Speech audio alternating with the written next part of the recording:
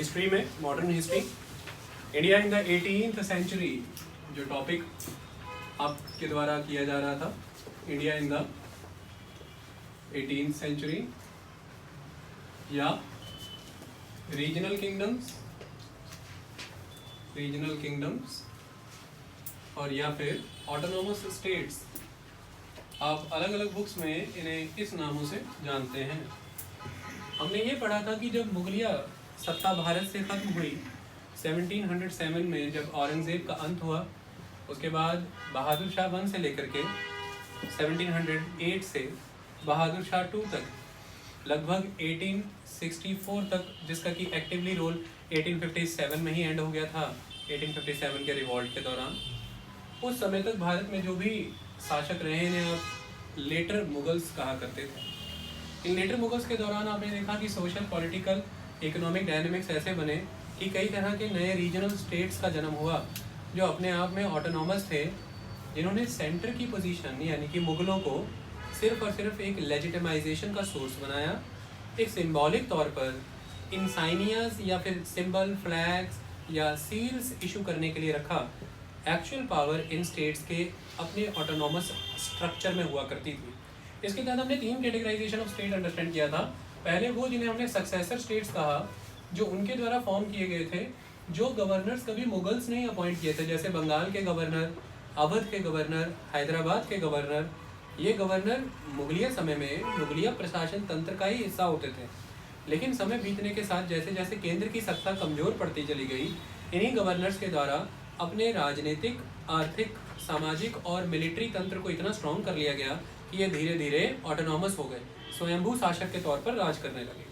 इनके तहत इन successor states में 3 स्टेट्स बहुत इंपॉर्टेंट थे, जिसमें हमने बंगाल स्टडी किया, इसमें हमने हैदराबाद स्टडी किया। बंगाल के नवाब पढ़े थे आपने, हैदराबाद के नवाब पढ़े हैं आपने, और अवध के नवाब भी आपने पढ़े थे। बंगाल में आपने पढ़ा मुर्शिद कुली खान एंड अलीवर्दी खान, बहुत इंपॉर्टेंट पर्सनैलिटी।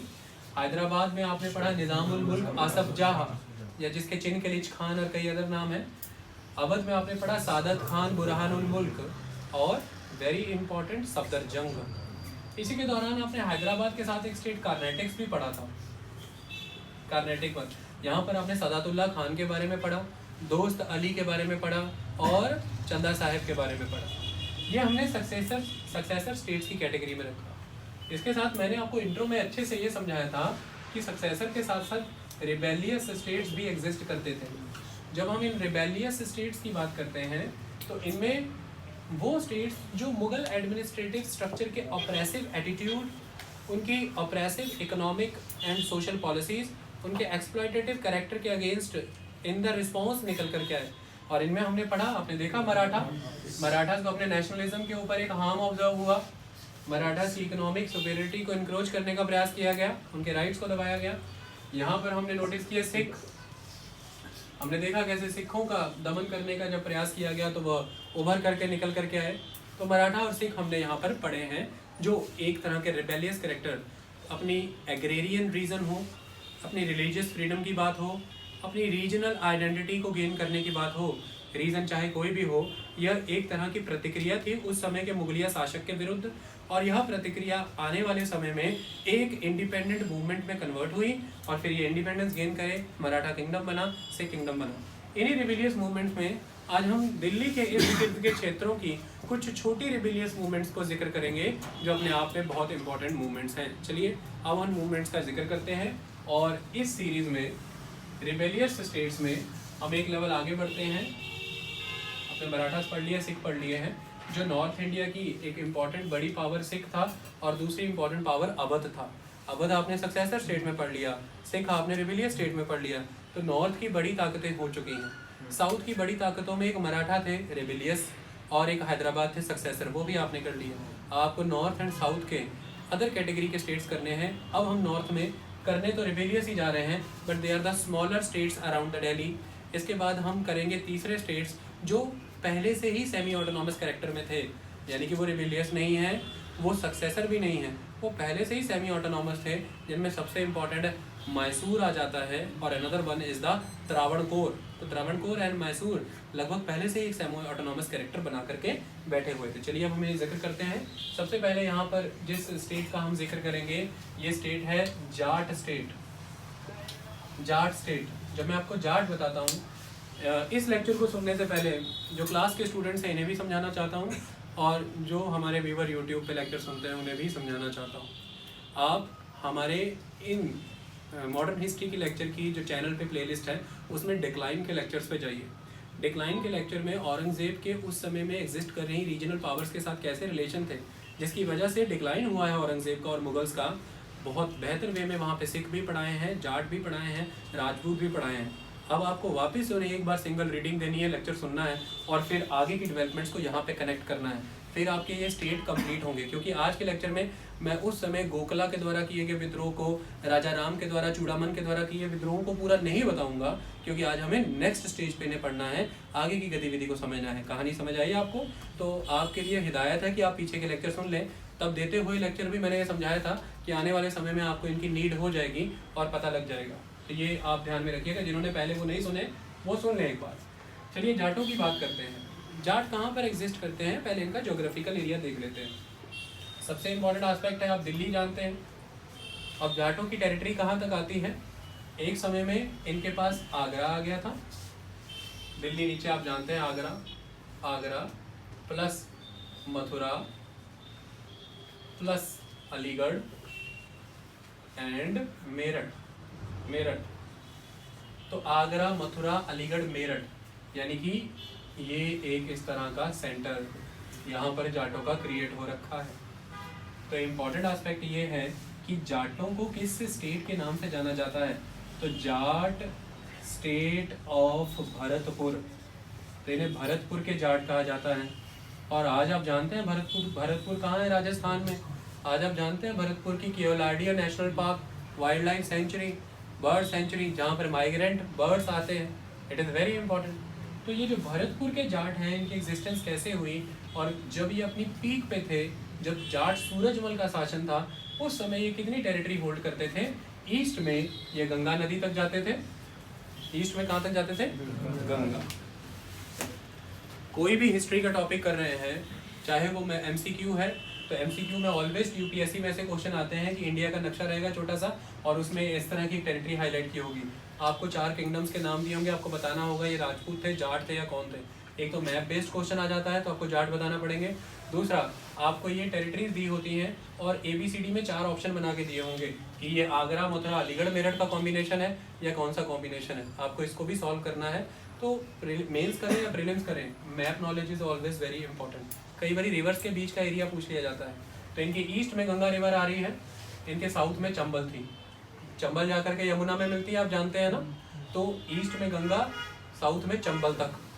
गंगा से चंबल नॉर्थ में चले जाएंगे तो इनके नॉर्थ के रीजन में दिल्ली आ जाती थी। नॉर्थ में क्या आ जाती थी? दिल्ली। क्योंकि नॉर्थ दिल्ली के नीचे नीचे मथुरा, आगरा, अलीगढ़, दिल्ली के ईस्ट अलीगढ़, मेरठ सारा कंट्रोल कर लिया था। तो नॉर्थ में दिल्ली है, साउथ में चंबल है, ईस्ट में गंगा है, वेस्ट में आगरा का स्टेट है। तो आगरा, चंबल, गंगा, दिल्ली, इनके बीच का एक सर्कल फॉर्म करते थे कौन? जाट। ये जाट स्टेट हुआ करता था। ये तब है जब ये अपनी पीक पे हुआ करते थे। कौन हुआ करते थे बेसिकली और ये कहाँ से आए हैं? सबसे पहले ये अपना डिसेंट बताते हैं कि ये सीथो आरियंस थे। सीथियंस या सीथो आरियंस। चाहे हरियाणा के जाट हैं चाहे पंजाब के जाट हैं, मोस्टली पंजाब के जाट जो है वो सिखिज्म में आ गए तो वो पंजाब के पंजाबी जाट कहलाए, और उसके बाद जो भरतपुर और अदर एरिया के जाट हैं वो सिखिज्म के एम्बिट से बाहर रहे तो वो हिंदू जाट कहलाए। मुद्दे की बात है सारे सीथोस हैं, यानी कि किसी ज़माने में सेंट्रल एशिया से ही माइग्रेंट हुए हैं इन द फॉर्म ऑफ वॉरियर या वॉरलॉर्ड चीफ्स या फिर पीजेंट फार्मर्स। तो 1st सेंचुरी AD के माइग्रेंट्स हैं ये। 1st सेंचुरी AD में भारत में इनका आगमन होता है। आर्य जो ओरिजिनल आर्य हैं उनके आने के लगभग 1500 साल के बाद। आई बात समझ में? तो सीथो आर्यन डिसेंट इनका माना जाता है। तो कौन है फिर ये? There peasants. ये पीजेंट्स हैं यानी कि फार्मर्स हैं। ये पेस्टोरलिस्ट हैं। पेस्टोरलिस्ट तो पीजेंट, फार्मर, पेस्टोरलिस्ट, आप कुछ भी इनको कह दीजिए, मोस्टली इनका प्रोफेशन क्या है? एग्रीकल्चर। एग्रीकल्चर ये इस पर्टिकुलर रीजन में काफ़ी लंबे समय से एग्रीकल्चर कर रहे थे, और यही वो पर्टिकुलर एरिया है जो बहुत इंपॉर्टेंट हाईवे जोन बनता है दिल्ली से आगरा का। इस पर्टिकुलर एरिया में अगर आपका कंट्रोल है तो यहीं से सारे इंपॉर्टेंट रूट्स गुजरात के बंदरगाहों पे जाते थे, चाहे वो सूरत था, चाहे वो बड़ौज था, चाहे वो अहमदाबाद के इलाके को जोड़ता था। तो ये टेरिटरी बहुत इंपॉर्टेंट हुआ करती थी from the point of view of trade, और इनके ऊपर अक्सर मुगलों के द्वारा यह इल्ज़ाम लगाए जाते थे कि ये प्लंडरर एक्टिविटीज़ में शामिल रहते हैं, ये हाईवे रॉबर्स और हाईवे लुटेरों की तरह व्यापारियों को तंग करते हैं, मुगलिया आर्सेनल्स या हथियार जो जाते हैं उन्हें लूटा जाता है, मिंटिंग हाउस से जो कॉइन्स निकाले जाते हैं उन्हें लूटा जाता है। इस तरह की एक्टिविटी के इनके ऊपर इल्ज़ाम लगाए जाते थे। मुद्दे की बात यह है इनका main profession peasant and farmer का था, एग्रीकल्चरिस्ट का था। धीरे धीरे with the passage of time होता क्या रहा, through out the Mughal history Akbar ने एक बहुत consolidated system of administration provide किया, लेकिन उस एडमिनिस्ट्रेटिव सिस्टम में अकबर ये जान चुका था कि due to the language barrier and due to the deeply rooted common brotherhood system in the Indian society and due to the religion of Hinduism, जो विलेज सोसाइटी है वो काफ़ी कोहेसिव है, आपस में बहुत डीपली कनेक्टेड है, और आप एक एलियन पावर के तौर पर, पहली बात, दूसरा जो रिलीजन मेजॉरिटी में प्रेडोमिनेंट है उससे अलग एक माइनॉरिटी रिलीजियस सेगमेंट होकर के ग्रास रूट लेवल पर रेवेन्यू हार्नेस करने के लिए अपनी 100% ब्यूरोक्रेसी वहाँ तक नहीं पहुँचा सकते, क्योंकि रेवेन्यू सिर्फ और सिर्फ एक एडमिनिस्ट्रेटिव मैटर नहीं है, revenue collection is a kind of cultural aspect also, क्योंकि सोसाइटी इसे जब देती है, किसी को भी लगान देती है गांव में या किसी भी एरिया में, तो इसको आप सिर्फ कमर्शियल ग्राउंड पे नहीं ले सकते कि आपको ये देना है, ये एक तरह की प्रोटेक्शन की फीस है। मुस्लिम शासक आपके फार्म्स को और आपको दूसरी ताकतों से प्रोटेक्ट कर रहा है, तो it is a kind of sentimental and emotional bond, और बदले में आपको मुस्लिम शासक का राइट बनता है या कोई भी प्रोटेक्टर का राइट बनता है, उसको उसकी राइट की तरह लेने देना है और आपको इसे ड्यूटी की तरह पे करना है। जब राइट एंड ड्यूटी की बात आ जाती है तो नेचुरली एक सेंटिमेंटल एंड इमोशनल बॉन्ड की बात आती है, जिम्मेदारी, और ये उस समय में जो उस पर्टिकुलर लोकल एरिया के इन्फ्लुएंशियल सेक्शन थे वही बेहतर निभा सकते थे। इसलिए लोकल लेवल पर जितने भी लोकल ऑफिसर्स हैं उन्हें रेवेन्यू सिस्टम में सब्स्यूम तो किया गया, लेकिन उनकी पोस्ट लगभग हेरिडिटरी रही, और उनको उनकी जागीरों या इलाकों से कभी भी पृथक करने का प्रयास उस लेवल पे नहीं किया। जब जब किया गया तो नेगेटिविटी देखने को मिली। तो मुद्दे की बात है, जहाँ पर अकबर ने बड़े लेवल पर पूरी की पूरी एडमिनिस्ट्रेशन को वर्टिकल हायरार्की में कन्वर्ट किया कि कमांड एस्टेब्लिश की, हर ऑफिसर अपने से एक हायर लेवल की कमांड को फॉलो करता है, अल्टीमेटली कमांड का सिस्टम एम्पायर तक जाता है। वहीं पर रीजनल लोकल लेवल पर जो एडमिनिस्ट्रेशन है वो काफ़ी हद तक इस सिस्टम से अछूती रही, वहाँ पर लोकल डोमिनेंस ज़्यादा रहा। ये एक इम्पॉर्टेंट रीज़न है कि जो गाँव के लोग हैं ऑलवेज उनकी अफिनिटी, चाहे वो एथनिक ग्राउंड्स पे हो, क्लास की ग्राउंड पे हो, कास्ट की ग्राउंड पे हो, क्लैन की ग्राउंड पे हो, लोकल मासेस की अफिनिटी ऑलवेज जो इमीडिएट ऑफिशियल कैडर है उससे रही, और इमीडिएट ऑफिशियल कैडर जिनका उनसे पब्लिक डीलिंग रोज़मर्रा की है वो ज़मींदार हुआ करता था। तो ज़मींदार एक इम्पॉर्टेंट पर्सनैलिटी रहा through out the medieval history, जिसकी वजह से जो मुगली एडमिनिस्ट्रेशन है या फिर बाद में आने वाले जितने भी रीजनल स्टेट्स हैं वो इसको इंड्यूस करके ही लगान इकट्ठा किया करते थे, और यह लगान इकट्ठा करने के दौरान ये इसलिए इन्फ्लुएंशियल हो जाता था, एक तो इसका गांव के लोगों के ऊपर एथनिक बॉन्ड था, उनके साथ सेम क्लैन से बिलोंग करता था, और लोग इसके प्रति जिम्मेदार थे क्योंकि कभी गांव बसाने में, खेतों को एग्रीकल्चर लैंड में कन्वर्ट करने में, उन्हें बेसिक इनपुट प्रोवाइड करने में और एग्रीकल्चर को फीजिबली एग्जीक्यूट करने में इसी ने मदद की होती थी। दैट्स वाई ये ज़मींदारों के कुछ hereditary rights through out the Mughal period intact रहे हैं। लगान इकट्ठा होता था उसमें कुछ शेयर इनका रहता था। लगान इकट्ठा करने के लिए कोई भी मनसबदार है जिसको आपने सैलरी के तौर पे लैंड दे रखा है इन द फॉर्म ऑफ जागीर, तो फिर मनसबदार जागीरदार भी है, तो जागीरदार को इस ज़मींदार को इंड्यूस करना ही पड़ता है कि मुझे तुम्हारे इलाके से लगान लेना है। इसका खुद का भी कुछ शेयर होता है, इसको कई तरह के एग्जम्पशंस एंड प्रिविलेजेस मुगल्स भी प्रोवाइड करते हैं कि इसकी खुद के लैंड पे इसको लगान उस लेवल पे नहीं देना पड़ता है। इस तरह के बेनिफिट्स के साथ ये ज़मींदार इंटैक्ट चल रहा था। ऐसे में जैसे ही औरंगज़ेब का 1656-7 का, मेरी इतनी बात समझ आई बच्चों, इतनी बात समझ आई कुलजीत? तो ये कई तरह के अपने इंटैक्ट प्रिविलेजेस के साथ चल रहा था, ये क्लियर हो गया आपको? खुद के लैंड पर इसको उस लेवल पर मुगलों को लगान नहीं देना पड़ता, और जो मुगलों का लगान बनता है गांव में से उसके ऊपर भी इसका कुछ शेयर बनता है, क्योंकि किसी ज़माने में ऐसा माना जाता था कि गांव बसाने में एग्रेरियन सोसाइटी में इसका एक इंपॉर्टेंट रोल रहा है। That's why he is the headman, that's why he is the ज़मींदार। कोई भी पोस्ट आप दे दें, इसे खुद कह लें, मुकद्दम कह लें, कुछ भी कह लें, ज़मींदार कह लें, या अलग अलग पोस्ट आप एलोकेट करते थे। कोई विलेज हेडमैन था, कोई सरपरस्त था उस इलाके का, इस तरह से काम चलते थे। 1657 ऑनवर्ड जब सक्सेसरशिप की वॉर के दौरान औरंगजेब ने अपने बाकी ब्रदर्स को ख़त्म कर करके गद्दी हथिया ली, उसके बाद एक सस्पिशियस एटीट्यूड ऑलवेज बना हुआ है नोबिलिटी का भी due towards the Aurangzeb. Aurangzeb भी एक सस्पिशन में रहता है कि कभी भी किसी तरह का विद्रोह हो सकता है। दूसरा, डिफरेंट एरिया से आवाज़ें उठाई जानी शुरू हो गई थी, इंडिपेंडेंस के प्रयास किए जाने थे, और औरंगजेब ये जानता था कि डेक्कन में जब तक बीजापुर, जब तक गोलकोंडा, इनको ख़त्म नहीं किया गया और मराठास को कंट्रोल नहीं किया गया, तब तक आप सेफ नहीं रख सकते हैं पूरी की पूरी नर्दर्न प्लेन में आने वाली मुगलिया सल्तनत को। तो डेक्कन को पूरी तरह से अपरूट करना होगा, इन पावर्स को निकालना होगा, सीधा कंट्रोल स्थापित करना होगा। ऐसे में लगातार वॉर्स चलती चली जा रही हैं। इन वॉर्स की वजह से आर्मी बड़े लेवल पे भर्ती करनी है। इस आर्मी को पे करने के लिए आपको रिसोर्सेज की काफ़ी हद तक ज़रूरतें हैं, और इन रिसोर्सेज को एक्वायर करने के लिए आपने कई तरह के ऐसे मैकेनिज्म इंड्यूस कर लिए हैं जिसके तहत जो ज़मींदार है उसके ऊपर जो मनसबदार या जागीरदार है उसका प्रेशर बढ़ता चला जा रहा है, और ज़मींदार का प्रेशर अल्टीमेटली कन्वर्ट हो रहा है पीजेंट के ऊपर, क्योंकि पे तो पीजेंट को ही करना है। इसके तहत समा ऐसा आ गया 1660s का, जिसमें 1669 एक पीक पीरियड है, जिस दौरान एक पर्टिकुलर एरिया के ज़मींदार पूरी तरह से हेल्पलेस होने लगे कि औरंगज़ेब के द्वारा और मुगलिया शासन के द्वारा डिमांड किया जा रहा है ये जो इतना एग्जॉर्बिटेंट रेवेन्यू है, वी कैन नॉट पे इट। ज़मींदार ही ये नाफरमानी कर सकता था, किसान तो ऐसा नहीं कर सकता था। ज़मींदार ने मना किया एडमिनिस्ट्रेशन को, ज़मींदार मुगलों को मना करने जा रहा है, केंद्रीय शासक को। उसे एक स्ट्रॉन्ग बल चाहिए पीछे से। बल कौन सा मिलेगा, फोर्स कौन सी मिलेगी? किसानों की। किसानों का फोर्स उसे क्यों मिलेगा? क्योंकि ज़मींदार से ज़्यादा कनेक्टेड है वो as compare to Mughal empire. Zamindar से ज़्यादा कनेक्टेड है एज़ कम्पेयर टू जागीरदार। वो ज़मींदार को जानते हैं, ज़मींदार उनके क्लैन का है, उनकी एथनिसिटी का है, उनकी लैंग्वेज को बोलता है, उनके विलेज में रहता है, वो उनके लिए ज़्यादा क्लोज है as compare to other person. इस वजह से ज़मींदार को ये जो किसानी वर्ग से एक समर्थन मिला, इस समर्थन को अपने हक में मोबिलाइज करके इस ज़मींदार ने उस समय की मुगलिया एडमिनिस्ट्रेशन के ऑपरेसिव कैरेक्टर के अगेंस्ट एक मोर्चा खोला, और इसमें ज़्यादा से ज़्यादा जनमानस को साथ जोड़ने के लिए धर्म का रंग सदैव ही रहा, रिलीजियस कलर ऑलवेज रहा, क्योंकि ये वही 1665 ऑनवर्ड का समय है जब औरंगजेब ने अपने हक में मुस्लिम मासेस को जोड़ने के लिए और हिंदू जो इंडिपेंडेंस अचीव करना चाहते थे उनके मोराल को डीपली क्रश करने के लिए मंदिरों को तोड़ने का कार्य किया था, और मंदिरों को तेजी से तोड़ा जा रहा था। तो इस समय में इस पर्टिकुलर रीजन में ऐसा कहा जाता है कि मंदिरों का तोड़ना, औरतों को मंदिर ना जाने देना, मूर्तियों को डिफॉर्म करना, हरास करना, और oppressive character of the different governor, तो लोकल गवर्नर जो था मुगलों, उनके द्वारा ये प्रयास यहाँ पर किए जा रहे थे। इसके खिलाफ विद्रोह उठाने के लिए एक पर्सन खड़ा हुआ।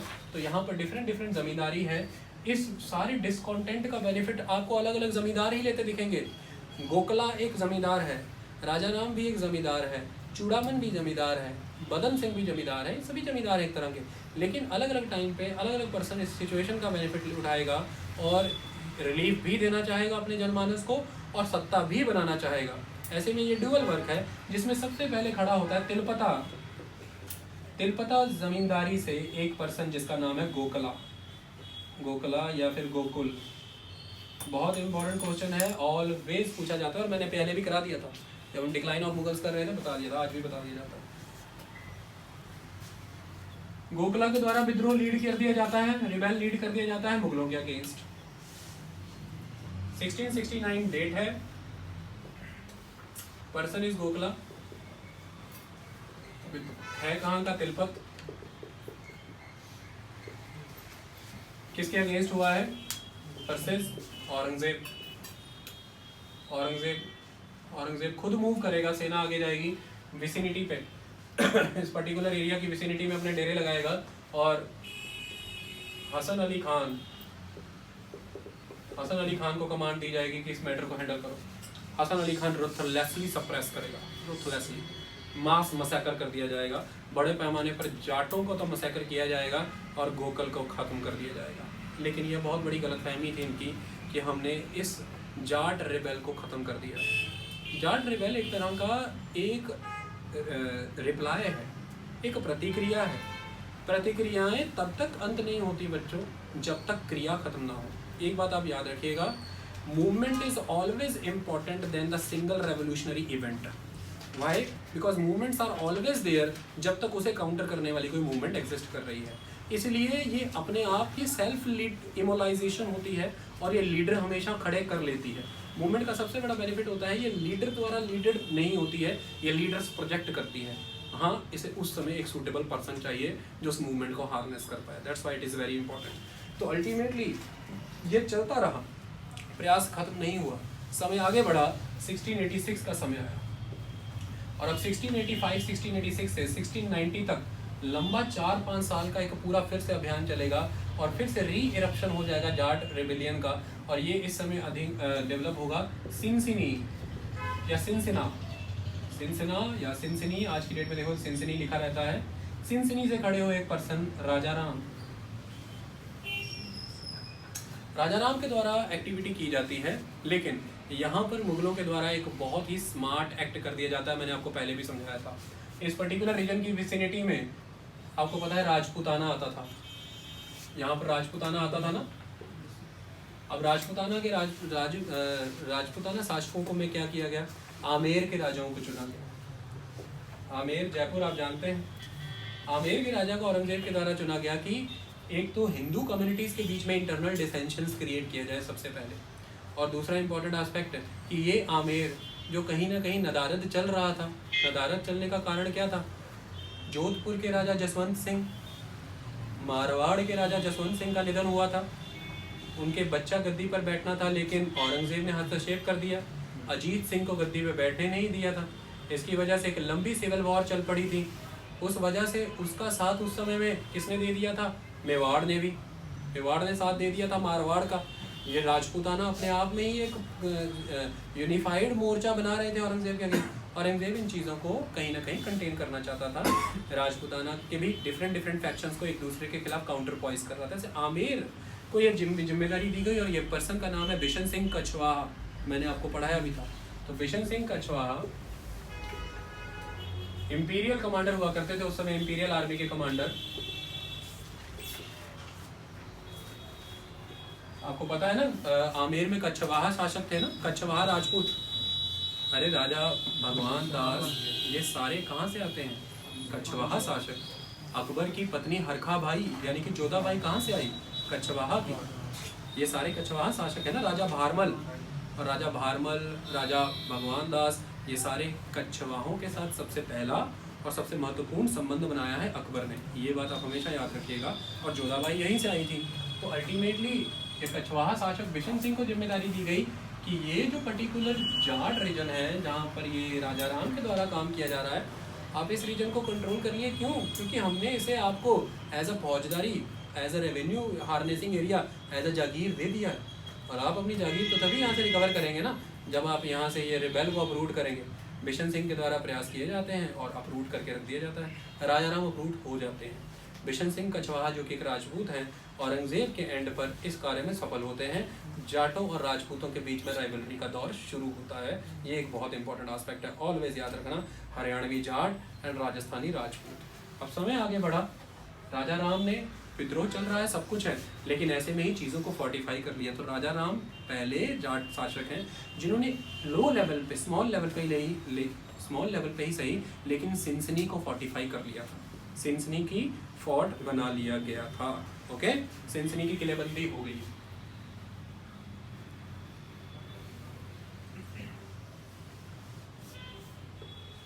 राजा राम के बारे में आप एक चीज़ कभी नहीं भूलेंगे, ये बहुत ही प्रचंड शासक रहा है जाटों का इस विषय में कि औरंगजेब के साथ लगातार मुचायटा तो लेता ही रहा, इसने अकबर की अस्थियां भी उखाड़ करके बिखेर दी थी। ये मैंने आपको पहले भी बता दिया।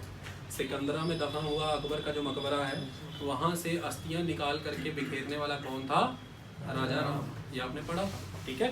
ये इस तरह की राइवलरी इसकी रहती थी मुगलों के प्रति। ये भी क्वेश्चन इंपॉर्टेंट है। अब बारी आ जाती है कि नेक्स्ट पर्सन कौन आएगा। तो next person is the Chudaman.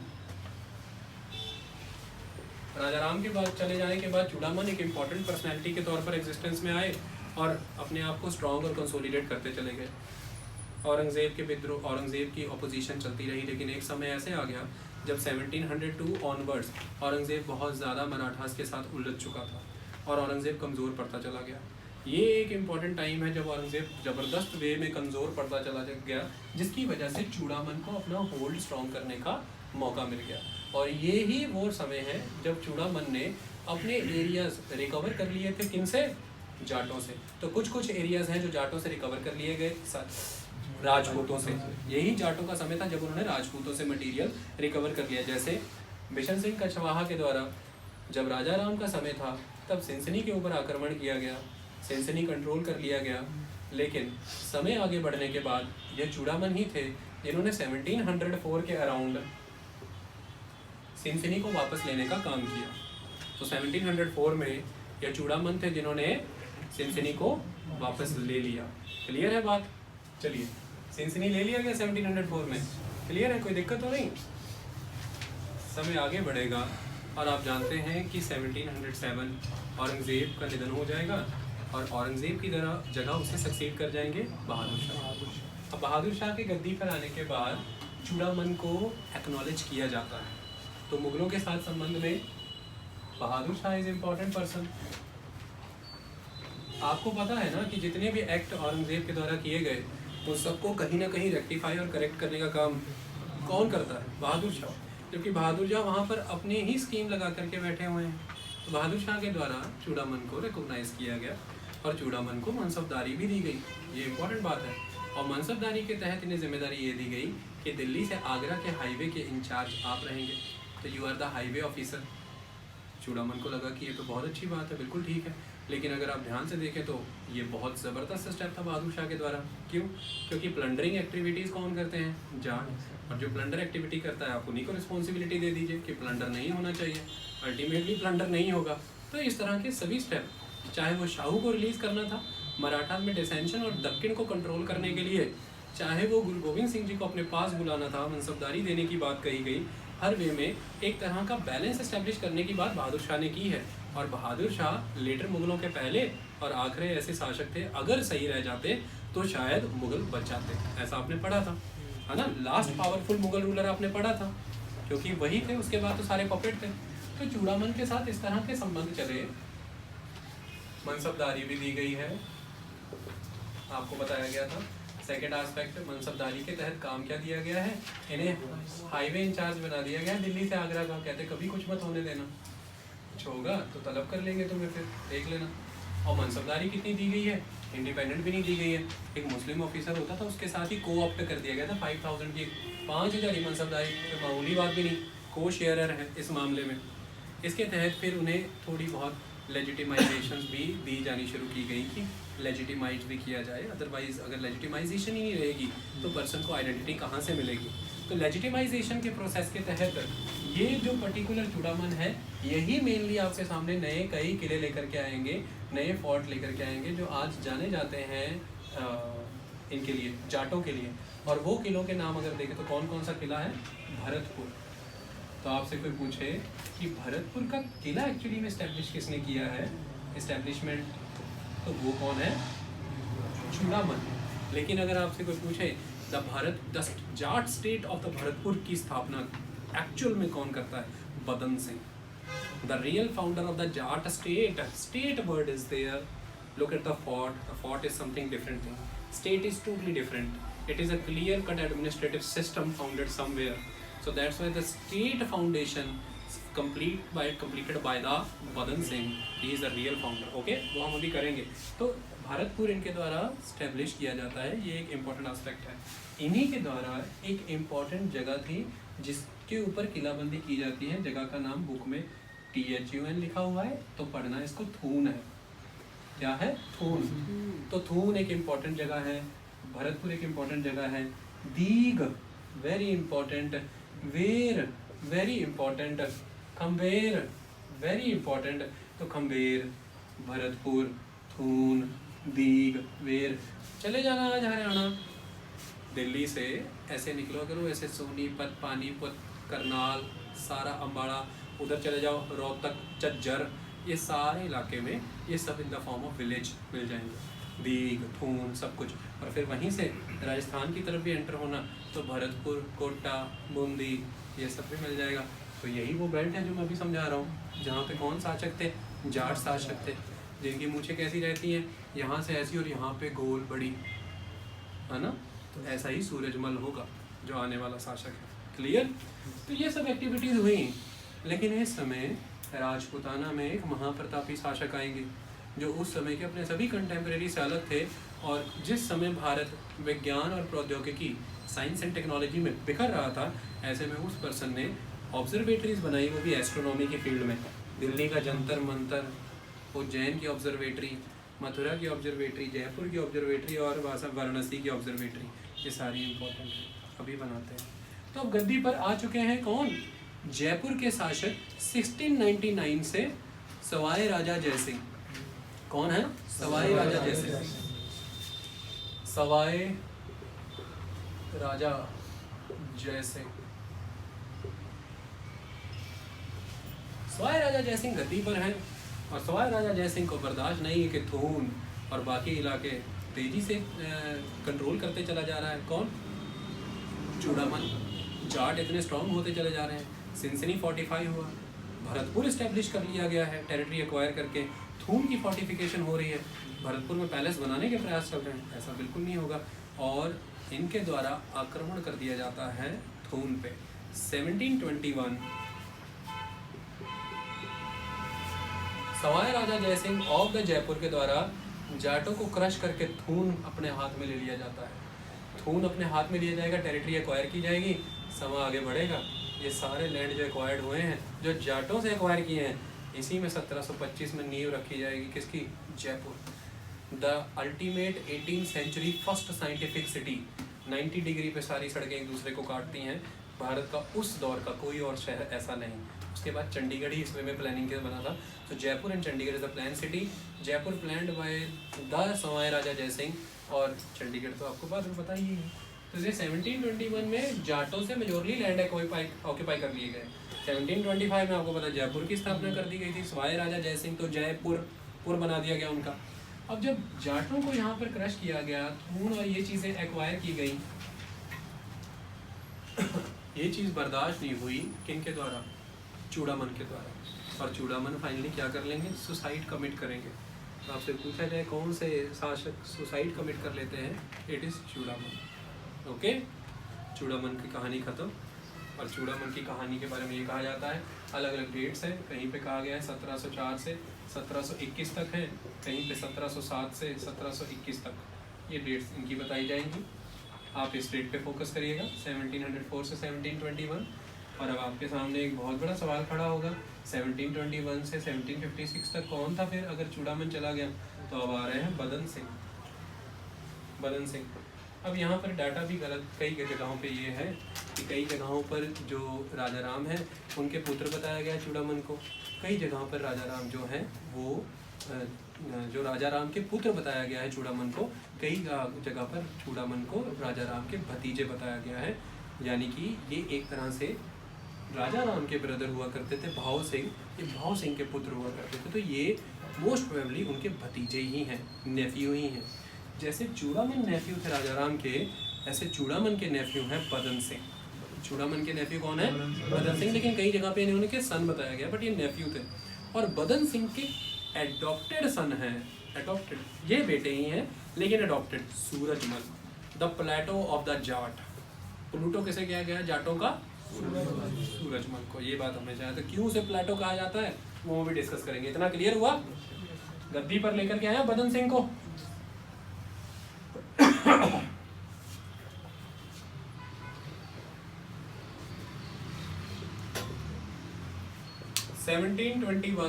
1756 बदन सिंह इम्पॉर्टेंट पर्सनैलिटी हैं कई सेंस में। कैसा देखा गया सवाई राजा जयसिंह के द्वारा कि बदन सिंह को एक डिग्री पे तो एक्नॉलेज करना होगा, तो कुछ मिनिमम लेवल के इंसाइनियास इशू किए गए बदन सिंह को कि आप इस पर्टिकुलर कैपेसिटी में रूल कर सकते हैं। राजा का टाइटल इन्हें मिलेगा, लेकिन हैरानी की बात है कि वो राजा का टाइटल इन्हें देने वाला कौन है। उस समय में भारत में आक्रमण हो रहे हैं अहमद शाह अब्दाली के, और अहमद शाह अब्दाली के जब आक्रमण हो रहे हैं तो अहमद शाह अब्दाली इन्हें रिकॉग्नाइज करके जाते हैं और इन्हें राजा का टाइटल देते हैं। तो आपसे सवाल पूछा जाए कि राजा कौन है, तो बदन सिंह राजा है, राजा बदन सिंह। किसके द्वारा ये अथॉरिटी दी गई? अहमद शाह अब्दाली के द्वारा, क्योंकि अहमद शाह अब्दाली तो उस समय पंजाब, हरियाणा, दिल्ली के एरिया को जीत करके रूल कर रहे थे, तो फिर वही लेजिटिमाइज करेंगे आपको। तो इन्हें कुछ पर्टिकुलर एरिया में इंसाइनियाज, अपने फ्लैग, अपने टाइटल्स इशू करने की अनुमति राजपूतों से मिल रही है। राजपूतों में भी पर्टिकुलरली 1743 तक रूल करने वाले सवाई राजा जयसिंह के द्वारा मिल रही है। तो मतलब ये एक तरह के राजपूतों के अंदर उत्पन्न हो रहा स्मॉल प्रिंसिपलिटी स्टेट है। तो जाट राजपूतों के तहत उनकी सरपरस्ती में बने हुए एक स्मॉल प्रिंसिपलिटी के तौर पर एग्जिस्टेंस में आए हैं, and they are answerable to the Rajputas particularly to the Amer, that is the Sawai Raja Jai Singh. इस बात को, इस कनेक्शन को कभी नहीं भूलना। Okay, so Rajput always feel themselves superior than the Jat of the Bharatpur, the Jat of the Haryana. Okay, clear बात। इसके तहत ही उसको, लेकिन राजा का इंडिपेंडेंट टाइटल इन्होंने किससे ले लिया? फिर अहमद शाह अब्दाली से। ये दोनों कनेक्शन इनके बारे में। तो इन्होंने प्रॉपर फोर्टिफिकेशन की है भरतपुर की। भरतपुर का फोर्टिफिकेशन होना इनके समय में हुआ है, तो he is the real founder. ये रियल फाउंडर है, real founder of the Jat state of Bharatpur. ये इनका टैग कभी नहीं भूलना। ओके, क्लियर बात है। चलो हाँ, एक फैक्ट यार और दिमाग में याद रखना, वो जो चूड़ामन होते थे वो किस शासक के कंटेम्परेरी थे? भारत में मुगलिया शासक कौन था उस समय? बहादुर शाह। और आप सब जानते हैं कि बहादुर शाह उस समय किनके अगेंस्ट एक्ट कर रहा था? सिखों का कौन सा वो लीडर था? बंदा सिंह बहादुर। और मैंने पहले के लेक्चर्स में पढ़ाया था, आज फिर रिकॉल करा रहा हूँ कि बंदा सिंह बहादुर के अगेंस्ट कैंपेन करने के लिए कौन गया था बहादुर शाह के साथ? चूड़ामन जाट। याद करिए, पहले के लेक्चर में पढ़ाया है, लेकिन क्योंकि आज जाट पढ़ाए जा रहे हैं तो इसलिए आज अलग से मैंने बता दिया। तो चूड़ामन जाट ने बंदा सिंह बहादुर के अगेंस्ट कैंपेन लीड किया है बहादुर शाह के लीडर के तौर पर, इसलिए बहादुर शाह के साथ इसके संबंध पुख्ता तय होते हैं। ये बातें याद रखना। ओके, तो हरियाणवी जाट और पंजाबी जाट के बीच का कन्फ्लिक्ट भी आपको क्लियर है कि चूड़ामन जाट के द्वारा बहादुर शाह के साथ मिलकर के बंदा सिंह बहादुर को क्रश करने का काम किया गया था। ओके, समय आगे बढ़ा है और अब हमने देखा कि ये भरतपुर को इंडिपेंडेंट एक कंप्लीट जाट स्टेट की फॉर्म में एस्टेब्लिश करने का काम बदन सिंह के पास चला गया है। इसने भी अपने आप को फोर्टिफाई करना शुरू कर दिया और ये रूल करता रहा। इसके बारे में ये कहानी इंपॉर्टेंट है। उस समय में जो शासक मेन दो हुआ करते थे मुगलिया, जिनके समय में ये कंसोलिडेट हुआ। पहले तो जब एग्जिस्ट कर रहा है चूड़ामन, उसी समय में ये थोड़ा थोड़ा एग्जिस्टेंस में आ जाएगा। तो फारूक शेर का लेटर टाइम है, फारूक शेर 1719 में मारा जाएगा, खत्म किया जाएगा। फिर गड्डी पे बैठेगा मोहम्मद शाह। तो फारूक शेर और मोहम्मद शाह दोनों के साथ इसका टाइम शेयर होता है। मेनली ये मोहम्मद शाह के समय में स्ट्रॉन्ग एग्जिस्टेंस में आएगा बदन सिंह। ओके, अब असली कहानी जो शुरू होती है वो बदन सिंह के बाद शुरू होती है और 1756 से 1763 तक रूल करेगा सूरजमल, जाट सूरजमल। क्या कहानी है जाट सूरजमल की? थोड़ा सा सिस्टम समझो जाटों का। जाट एडमिनिस्ट्रेटिव सिस्टम क्या है? जाटों का एडमिनिस्ट्रेटिव सिस्टम। देखिए, जाट शुरू से ही किस वे में एग्जिस्ट करते रहे हैं। एक कॉमन ब्रदरहुड सेंटीमेंट है जो ऑलवेज किसी भी पेस्टोरलिस्ट क्लैन में होता है। यानी कि जिस भी किसी रिसोर्स पे आप आकर के बैठ गए हैं किसी लैंड पे, आप उसे ट्राइबल कैरेक्टर के तौर पर शेयर करेंगे। यानी कि जो पावर है, अगर ये पूरा का पूरा स्टेट है, लैंड है जो आपने एक्वायर किया है और इस पर अब आप नियम लागू कर देते हैं तो ये आपका एक स्टेट बन गया है। तो इस पूरे के पूरे स्टेट में लेफ्ट से राइट और टॉप से down, west to east, north to south, जो पावर है वो डिफरेंट पावर सेंटर शेयर कर रहे हैं। कई पावर सेंटर हैं, इसे कहते हैं horizontal sharing of the power. Power horizontally share हो रही है किनके बीच में? जाटों के बीच में। यानी कि डिफरेंट जमींदारी प्रिंसिपलिटीज़ हैं। कभी तिलपत का गोकल इंपॉर्टेंट हुआ, कभी सिंसनी का राजा राम, और कभी भरतपुर का चूड़ामन, और फिर बदन सिंह। लेकिन अदर जाट प्रिंसिपलिटीज़ या जमींदार एग्जिस्ट तो कर रहे हैं ना भाई, वो ख़त्म तो नहीं हुए ना, वो एग्जिस्ट करते रहेंगे।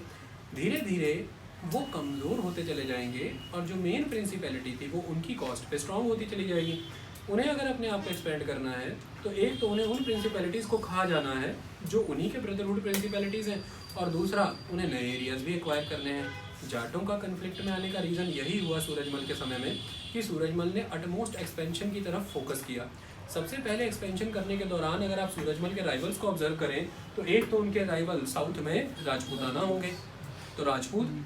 दूसरा, अगर नॉर्थ या ईस्ट में एक्सपेंड करना चाहते हैं तो नॉर्थ की तरफ एक्सपेंड करेंगे तो मुगल होंगे, दिल्ली के शासक। ईस्ट की तरफ एक्सपेंड करेंगे तो क्लियर कट अवध के नवाब होंगे, रोहिल्ले होंगे, बंगश पठान होंगे, क्योंकि बंगश पठान एग्जिस्ट कर रहे हैं इस एरिया में, रोहिलखंड में रोहिल्ले और अवध के नवाब। तो जाटों का ऑलवेज कन्फ्लिक्ट अवध के नवाबों के साथ, रोहिल्ला और बंगश पठानों के साथ, दिल्ली के मुगल सम्राटों के साथ और साउथ में राजपूताना के साथ। सूरजमल को यह पावर तो कन्फ्रंट करनी ही है।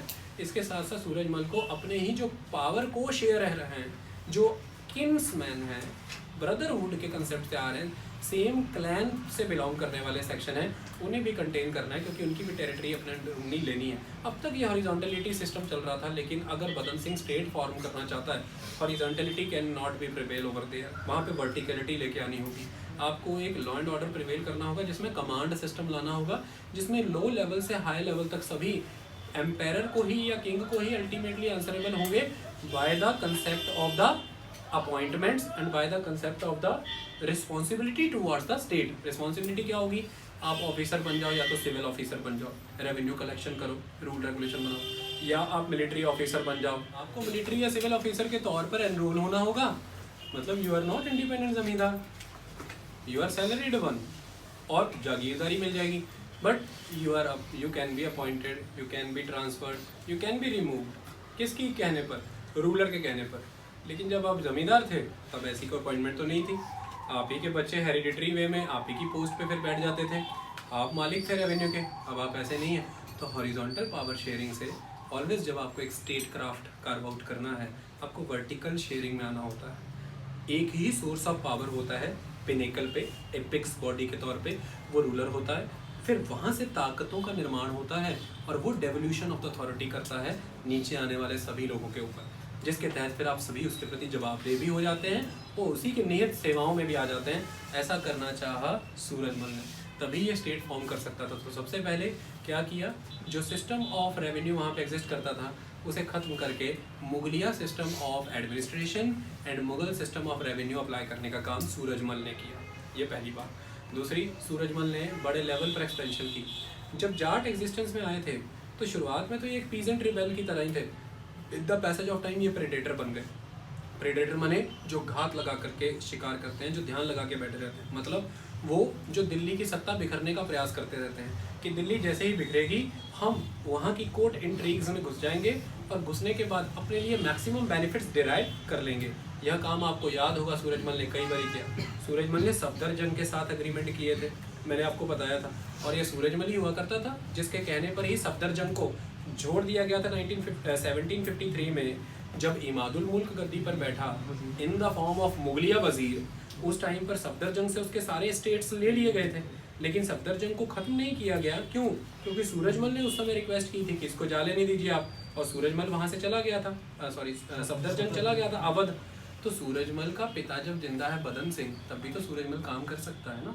तो उसी समय से सूरजमल के अच्छे संबंध अवध के साथ भी थे, और ऑलवेज कोर्ट इंट्रिग्स में सूरजमल का एक इम्पॉर्टेंट रोल रहता था। ये एक इम्पॉर्टेंट बात है, कौन वजीर बनेगा कौन नहीं। और आपको याद होगा कि कुछ समय के लिए जब आक्रमण हुए थे मराठों के और अहमद शाह अब्दाली के नुमाइंदों के, उस समय के लिए मुगलों का पूरा परिवार शासक किसके शरण में जाकर के बैठ गया था? जाटों के, और वो सूरजमल का ही दरबार था। सूरजमल ने मुगलों को भी शरण दी, सूरजमल ने अवध के नवाबों को भी शरण दी, अवध के नवाबों की हेल्प भी करी।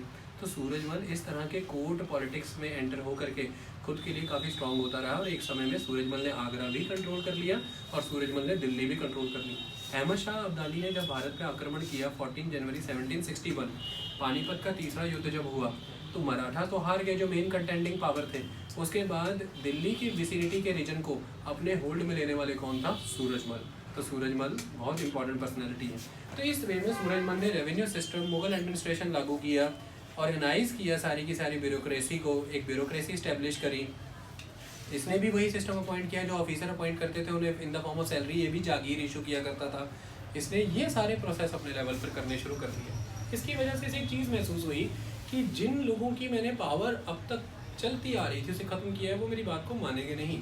इसकी वजह से होता क्या है कि जो मेरी मिलिट्री है, जो मेरी आर्मी है, it is very much contributed army, contributed military है, जिसमें ये डिफरेंट पावर होल्डर्स अपनी अपनी आर्मी कंट्रीब्यूट कर रहे थे।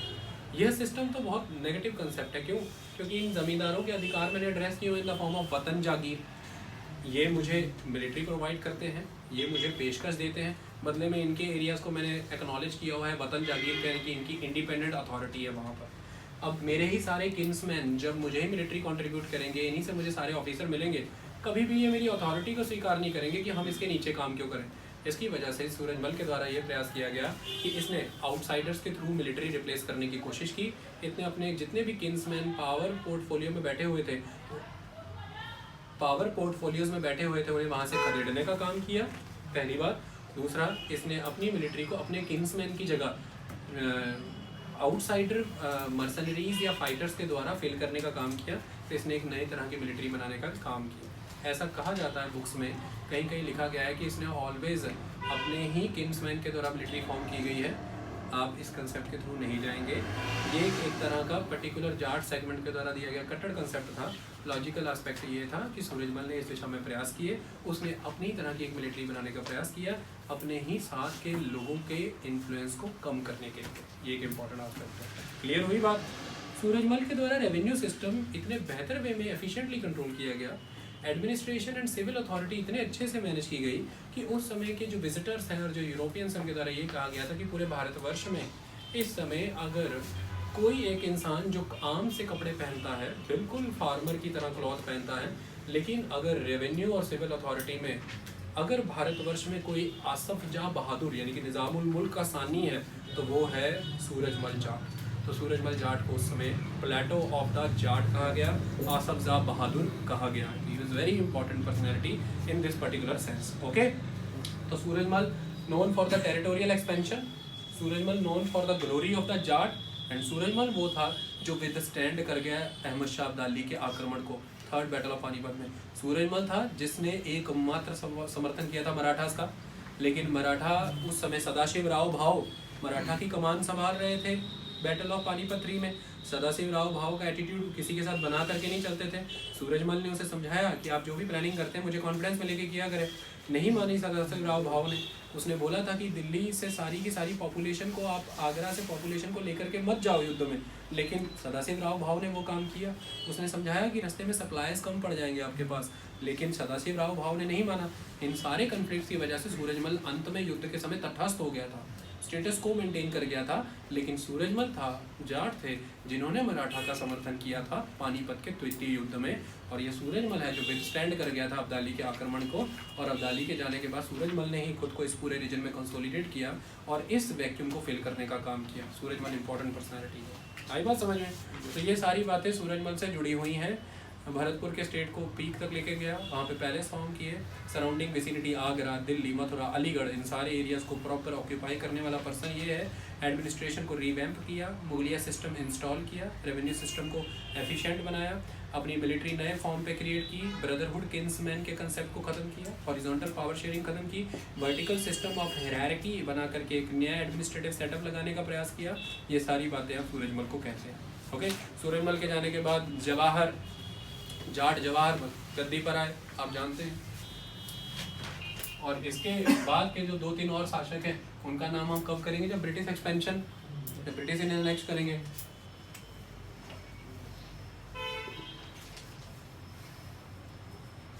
ये जब गद्दी पर आए तो उस समय में ग्लोरी लॉस्ट होने लगी, किनकी? जाटों की। सूरजमल के चले जाने के बाद जाटों का किला भेद लिया गया, जाट गिरने शुरू हुए और डिक्लाइनिंग ट्रेंड बहुत स्ट्रांगली बिगन हो गया। ये बात आप याद रखना। लगातार जो ब्रदरहुड सिस्टम के तहत आपने जिन लोगों को पावर से ऑस्ट किया था, उनकी इंट्रीग्स आपके अगेंस्ट स्टार्ट हो गई। जो राजपूतों की प्रॉब्लम रही, वही प्रॉब्लम जाटों की भी रही। इनके बीच में आपसी क्वेरल्स बहुत स्ट्रॉन्ग रहे, कोर्ट इंट्रीग्स बहुत इंपॉर्टेंट रही, और पावर अजर्पर बहुत स्ट्रॉन्ग थे, जिनको अपनी लॉस्ट पावर रीगेन करनी थी। उन लोगों के द्वारा बड़ी तेज़ी से प्रयास किए, चाहे राजपूतों के आक्रमण हो जाटों के ऊपर, चाहे ब्रिटिशर्स के आक्रमण हो जाटों के ऊपर, चाहे मराठा के आक्रमण हो जाटों के ऊपर। ये तीनों आक्रमणों से निपट नहीं पाया वो जाट स्टेट जो आपसी क्वेरल में बट गया था बाद में। छोटे छोटे राज जमींदार फिर से अपनी इंडिपेंडेंट प्रिंसिपैलिटीज कार्व आउट करके बैठ गए, और जो एक सेंट्रल पावर आपने स्टैब्लिश की थी सूरजमल के तहत, वो जवाहरमल के तहत आकर के खत्म होनी शुरू हो गई। एक बात आप हमेशा याद रखना, जाटों का एक किला हुआ करता था, लोहगढ़ का किला, ये भी राजस्थान भरतपुर में ही। ये लोहगढ़ का किला इतिहास में किसी से आज तक भेदा नहीं गया, न मुगल न ब्रिटिशर्स। इस बात को आपको याद रखना है। कई बारी प्रयास हुए, ऐसा कहते हैं ब्रिटिशर्स ने 17 बार प्रयास किया है लोहगढ़ के किले को भेदने का, पर लोहगढ़ का किला कभी नहीं भेदा गया। ऐसा क्वेश्चन अगर आता है कि कौन सा फोर्ट है जो ब्रिटिश एंड मुगल कभी भेद नहीं पाए, ये लोहगढ़ का किला था। आई बात समझ में? ये थी जाटों की एक स्टेट जिसमें आपने क्या ऑब्जर्व किया, वही जो हर रीजनल पावर में ऑब्जर्व हुआ। पहली चीज़, सेंट्रल मुगल अथॉरिटी वीक हुई और इन्होंने अपनी पावर अजर्व करनी शुरू की। बिगिनिंग में ये एक रिबेलियस जमींदार हुआ करते थे। With the passage of time central authority weak पड़ी, इन्होंने कोर्ट इंट्रीग्स में पार्टिसिपेट करना शुरू कर दिया। ये इंपॉर्टेंट है। नादिर शाह का 1739 का आक्रमण इन्हें और मजबूती दे करके गया, और यह देखा उस समय बदन सिंह ने कि वह जो भरतपुर मैंने इस्टेब्लिश किया है, नादिर शाह जा चुका है आक्रमण करके, दिल्ली पूरी तरह से रैवेज हो चुकी है, क्यों ना मैं ऐसे पर्टिकुलर स्टेट में कार्व आउट करूँ। नादिर शाह के द्वारा दिल्ली को किए गई ये डिस्टेबलाइजेशन अल्टीमेट पे ऑफ करके गई किसको, जाटों को, और बदन सिंह ने खुद को एडमिनिस्ट्रेटिवली स्ट्रॉन्ग करके एक इंडिपेंडेंट जाट स्टेट की नींव रख दी। समय आगे बढ़ा, मजबूत पड़ चुके वह मुगल जो कभी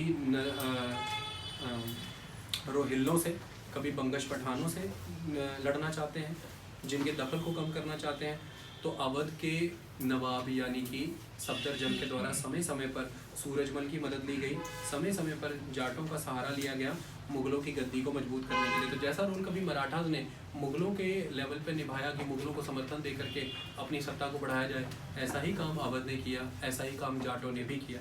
जाट भी इसी तरह से आगे बढ़ते रहे।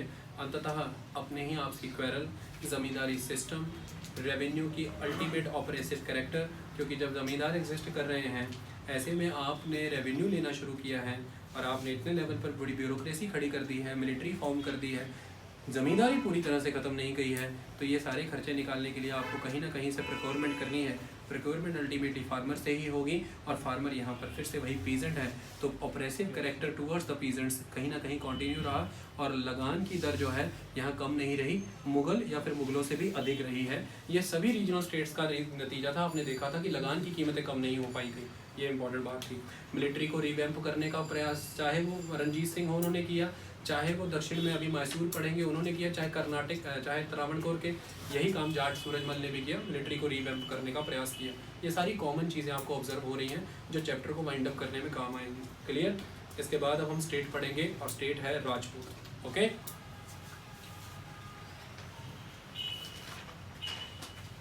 देखिए जब हम राजपूत स्टेट की बात करते हैं,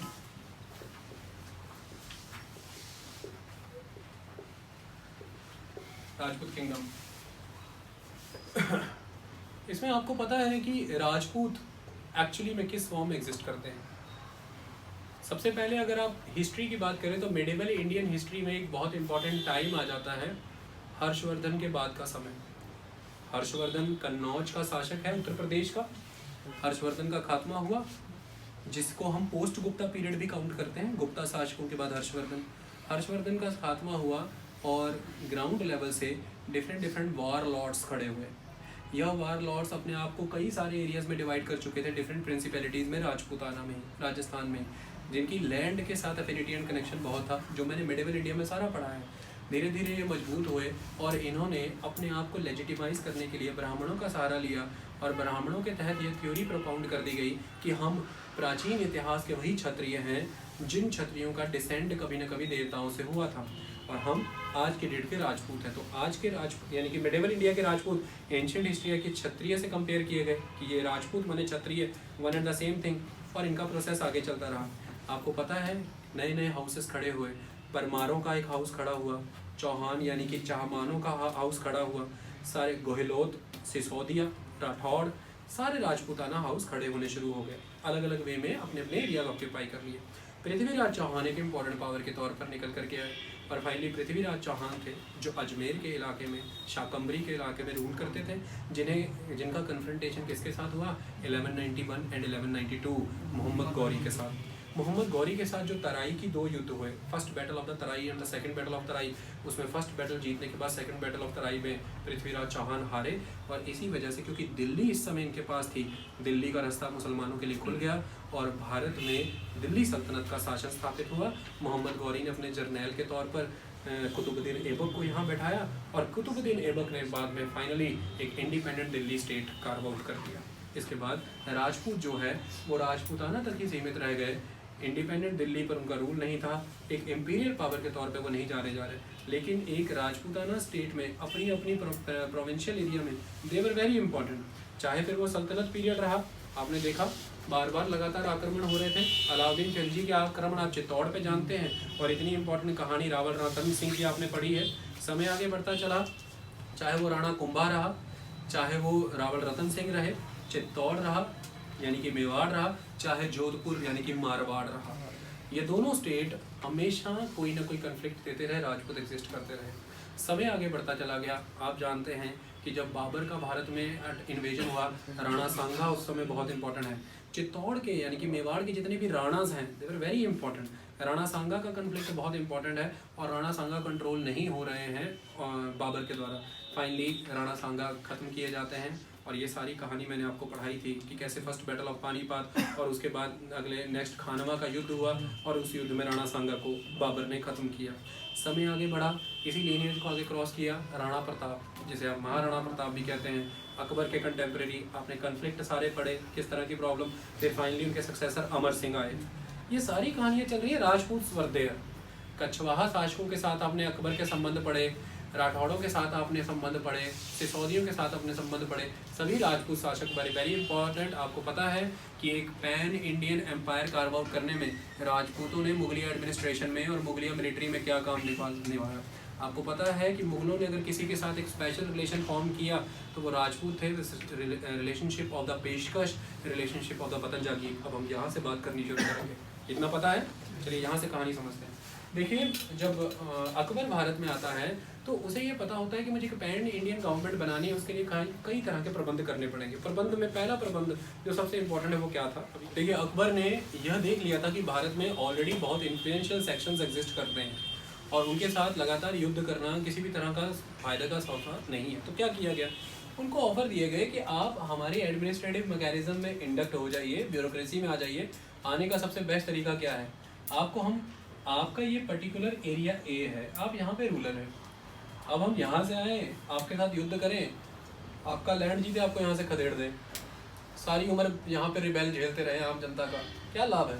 अकबर ने देखा कि आप ये एरिया ए रूल कर रहे हैं, आप ही ये एरिया रूल करेंगे ए, होगा क्या, यहाँ से 10 मिनट के लिए आपको हम हटाएंगे, मैं हटाऊंगा, मैं ही फिर बैठाऊंगा।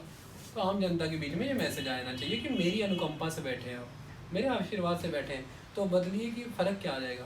कहते सर क्या फ़र्क आएगा? कहते फ़र्क ये आएगा कि ये जो पर्टिकुलर आज तक आपकी किंगडम हुआ करती थी, ये आज के बाद मेरी तरफ से आपको दी गई असाइनमेंट हो जाएगी। मतलब आप हमारी सिविल या मिलिट्री सर्विसेज में इंडक्ट कर लिए जाएंगे, उसके बदले में हम आपको देंगे सैलरी। अब सैलरी हम आपको देंगे नहीं, सैलरी के बदले में हम आपको देंगे आपकी कमाई के लिए एक लैंड, एक पीस ऑफ लैंड।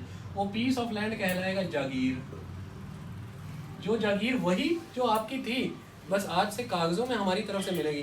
तो ये जागीर आपकी भी है और दूसरे मिलिट्री ऑफिसर की भी। तो फ़र्क क्या है? तो आपकी जागीर वतन जागीर होगी, मतलब आप इस जागीर पे हमेशा रहेंगे हेरिडिटरी, जबकि दूसरा जागीर वाला हम बदल सकते हैं हर 2-2, 3-3 साल पे, आपको नहीं बदलेंगे, आपकी की रहेगी। उस जागीरदार के मरने के बाद अगला कौन बैठेगा वो हम डिसाइड करते हैं, लेकिन आपके बाद सक्सेसरशिप के अधिकार आपके पास है। आप जागीर इनहेरिटेंस में दे सकते हो, आगे बढ़ा सकते हो। और ये जो पर्टिकुलर जागीर है, इस जागीर से जो आमदन है सारी, वो पूरी की पूरी आपकी है। लेकिन वो जो जागीर है उसमें हम डिसाइड करते हैं कि कितना उसके पास रहेगा, कितना हमारे पास आएगा। तो इस बदले में आप हमें क्या दिया करेंगे? एक तो आप हमारी मिलिट्री सर्विसेज में आएंगे, सिविल सर्विसेज में आएंगे, और दूसरा इंपॉर्टेंट एस्पेक्ट, आप हमें एक लमसम पेमेंट दिया करेंगे, पेशकशी सिस्टम।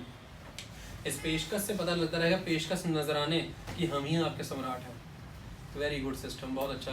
और अकबर ने कभी फोर्स तो नहीं किया था, लेकिन राजपूत शासकों के द्वारा ही प्रयास रहे हैं। अकबर ने भी इसे वेलकम किया कि मैरिटल रिलेशन भी बना लिया जाए, डोला सिस्टम, लड़की भी भेज दी जाए और शादी के समय सीमेंटिंग हो जाएगा रिलेशन। ये कंसेप्ट चलता रहा। और सब कुछ बहुत अच्छे से चलता रहा। किसी तरह का कोई इंटरवेंशन मुगल नहीं किया करते थे। हाँ, जब नीड रहती थी और सक्सेसरशिप की वॉर कंक्लूड नहीं हो रही है, तब किसी किसी लेवल पर इंटरवेंशन कर दी जाती थी। लेकिन जब समय आगे बढ़ा और औरंगजेब का समय आया, उस समय में जोधपुर यानी कि मारवाड़ के शासक राजा जसवंत सिंह ने बड़ी ज़बरदस्त सर्विसेज मुगलों को दी, और नॉर्थ वेस्ट में अफगान मिनेस जितना भी था, अफगान के अगेंस्ट जितना भी सारा प्रोसेस था, सारा जसवंत सिंह ने मैनेज करके दिया था। यानी कि औरंगजेब के लिए बड़ी हाई लेवल सर्विसेज प्रोवाइड की।